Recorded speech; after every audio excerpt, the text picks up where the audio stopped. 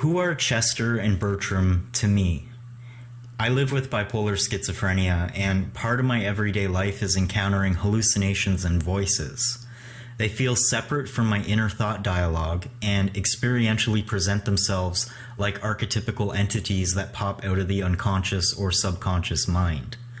The fascinating part about their presence to me is how they act as polar intensities between what we would call light and dark energy, or vibes, or whatever, manifested as beings who communicate with me internally. There are two of them with names, and any other hallucination between them I consider part of the spectrum between both polarities. Chester is a positive hallucination I experience in daily life who acts as an encouraging friend and typically encourages me to be silly, lighthearted, and fun-loving. He is comforting most of the time and represents the polar intensity of light or good energy within. Bertram is a darker hallucination I experience in daily life, and he acts as a brutally honest, tough-loving, survival-oriented entity. Often misunderstood as evil, Bertram is just the polar opposite of the light and positive energy of Chester, and he whispers things that remind me of my mortality, mistakes I make, and unresolved guilt that live within me. He may not feel wonderful when he's around, but he's part of the natural balance between the light of Chester and the dark of Bertram with my hallucinations. Together they're kind of like yin-yang. Like, that's how I understand them, and through that understanding I've actually found peace with it.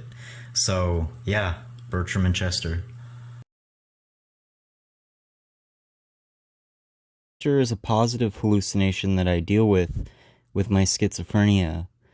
Chester is this very loving, compassionate, humorous, jokey kind of entity. And every time he's around, he makes life a little bit easier, whether I'm in public or alone pondering my own thoughts. I love Chester. He's a real one.